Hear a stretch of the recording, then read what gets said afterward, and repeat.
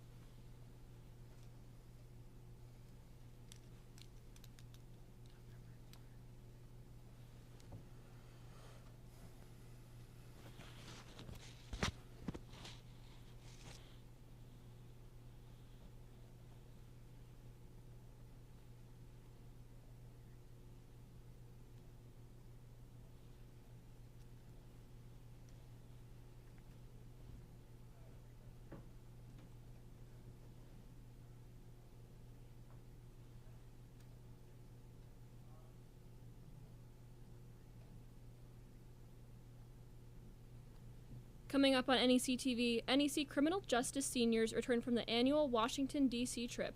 Hear about their experiences in the nation's capital. NEC holds its annual Giving Day. We'll tell you how much money was raised. CNN's Mark Preston comes to campus to talk about the state of the U.S. politics and speaks one-on-one to NEC-TV. Plus, brave students took the stage for Grimm's Got Talent. Here.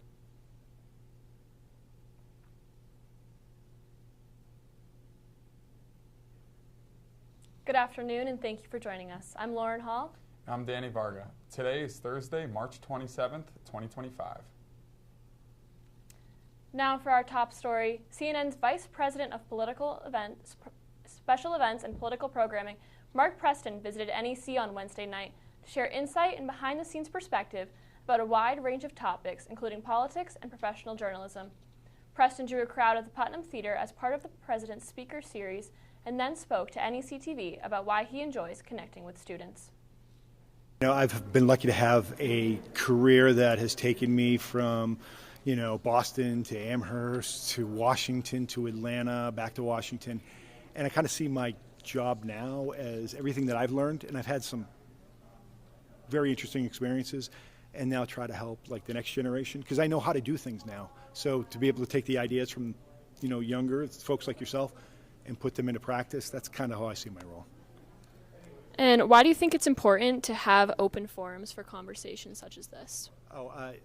If we're not able to connect with one another and have a civil conversation, we don't always have to agree. We don't even have to like each other. But at least if you can have a civil conversation, it's going to be better for everyone. Last year, CNN held a nationally televised political debate on campus, and there's hope they will bring more events to NEC in the future. Upperclassmen from the Criminal Justice Program traveled to Washington, D.C. over the spring break. NEC-TV's Jack Cody gives us more details. Seniors of the Criminal Justice Department say they had an extremely busy but rewarding trip to Washington, D.C. I spoke with professors of the Criminal Justice Program, as well as seniors, about the program to learn more about their experience. This trip is an educational as well as career exploration. Down there, we got to learn about every single organization that we went to down there and all the components of the organization.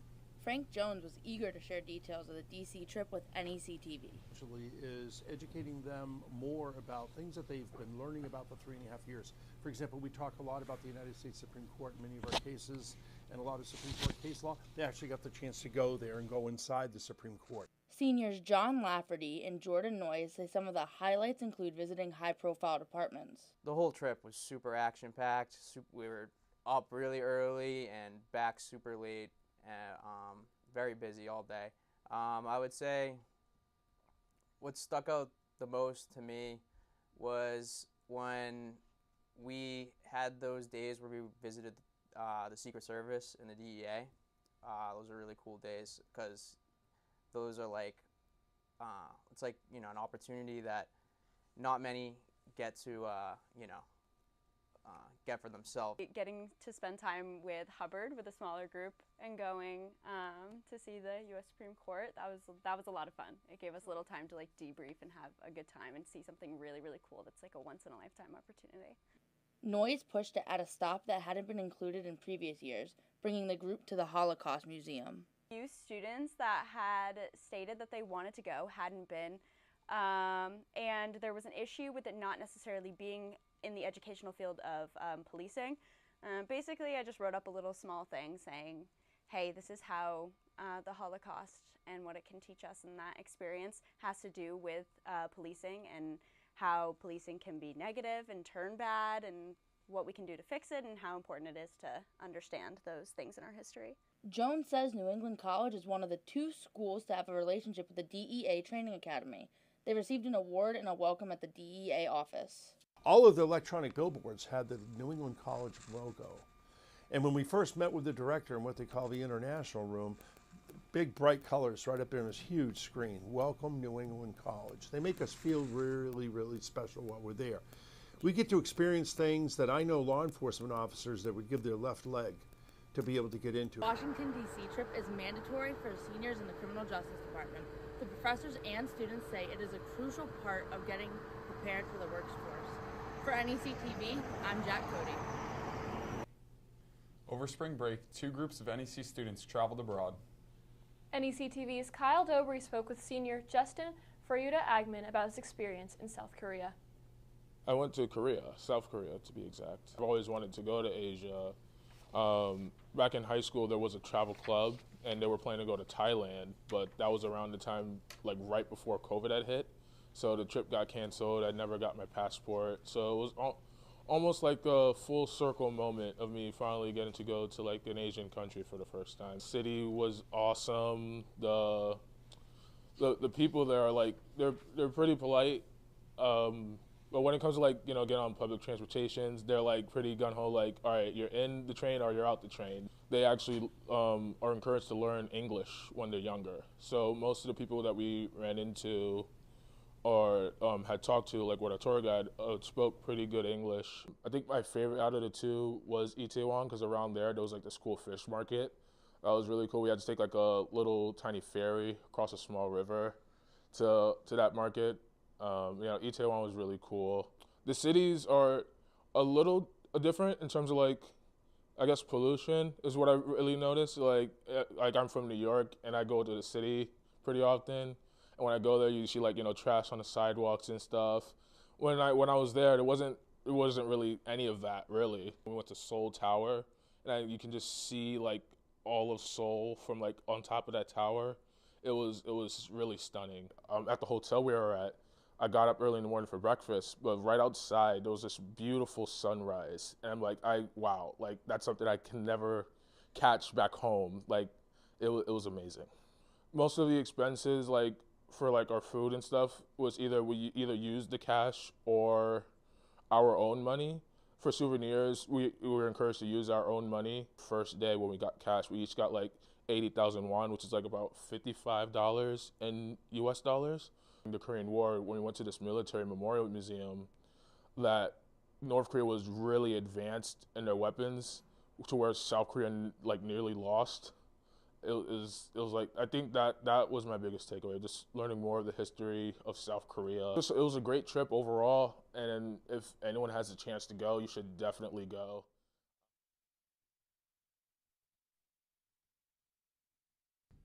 Athletes took to the phones to help with NEC's annual Giving Day. Was the goal met? We'll tell you how much was raised. And Grimm's Got Talent has crowned a winner. NEC-TV was there to get reaction from the person who took home first place. We'll be right back. Stay tuned as we recap the latest from men's and women's lacrosse, baseball, and softball.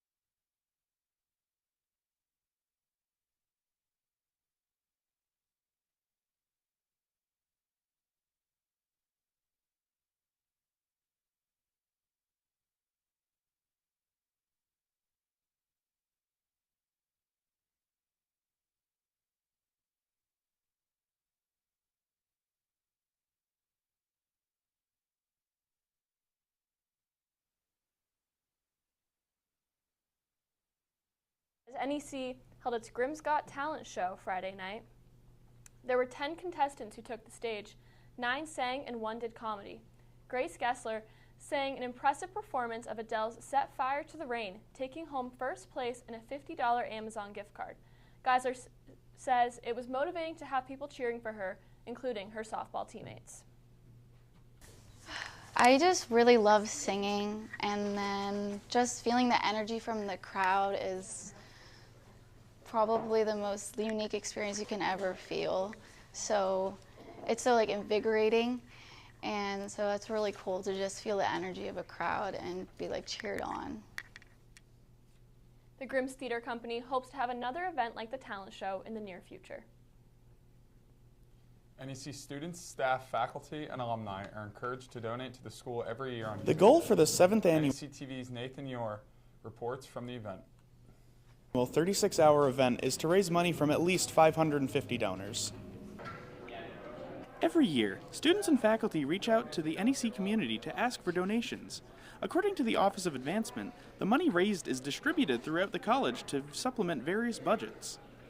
It can go to the general operating costs for the college, but donors can also specify if they'd like to support a specific athletic team or even a specific academic program.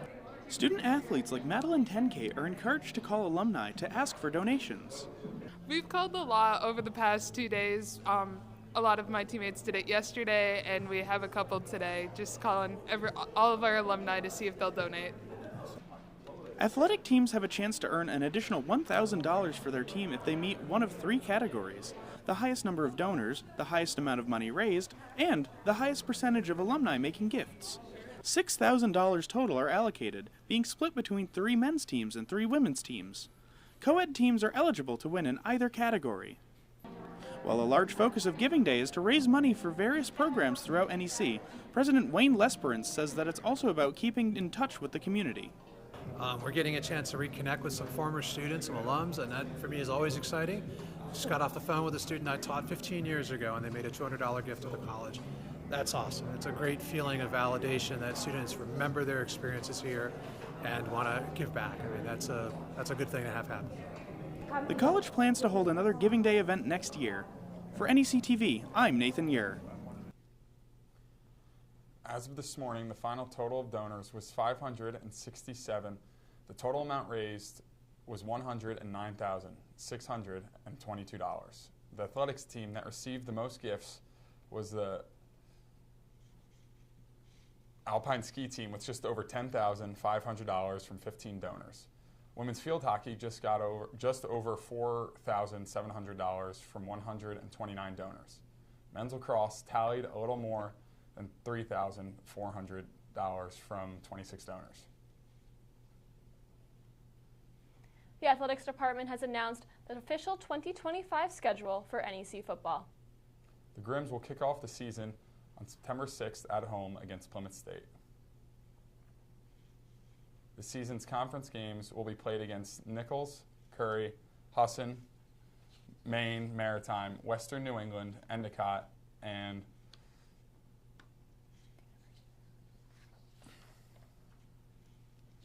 the University of New England. Football returned to NEC in 2024 after a 51-year hiatus. Athletics announced that home games will be played on grass field. Plans for a turf field are set to be completed in 2026. Stay tuned as we recap the latest from men's and women's lacrosse, baseball, and softball. And we dive into upcoming events here on campus. Plus, an unusual visitor shuts down Route 202 in Henniker. We'll tell you all that and more coming up on NEC-TV. We'll be right back after the break.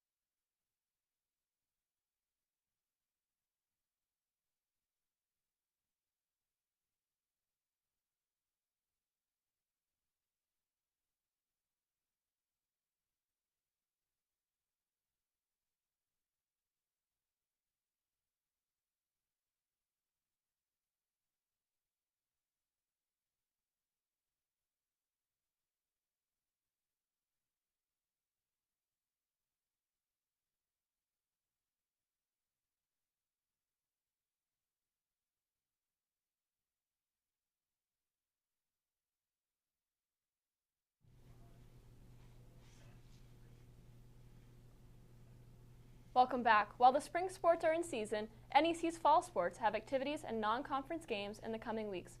All fall teams except for football have one scrimmage this spring. The football team is doing conditioning. Dave DeCue says working outside of the normal season is good for team building and skill development. Those teams are out there, they're able to compete, and they're just trying to build some culture and get better and develop their skills. It's nice because you're not worried about playing a game every weekend. You can really focus on development and team culture, and those things are really positive as you think about the summer break and coming back in the fall ready to go. Field hockey plays Division II St. Michael's at 12 p.m. on April 6th. Other teams have not announced their spring schedule yet. NEC women's lacrosse hosted a home game against the University of St. Joseph on Wednesday. NEC had an impressive win with a season-high four scored goals. The Grims netted 21 goals. St. Joseph was held to 10. After this dominant win, NEC's women's lacrosse is now 5-4 on the season. Men's lacrosse fell to Plattsburgh State 14-10 in Wednesday's non-conference game. Matt Daly and Danny Varga had 3 goals each, while Henry Feifel added 2. With this loss, the Grims moved to 3-5. The Grims will host GNAC opponent Anna Maria on Friday at 4:30. Baseball has had a busy week, bouncing back after a 4-0 loss to Elms College on Saturday. The Grims defeated Anna Maria College 18-7 by way of mercy rule after just 7 innings Sunday.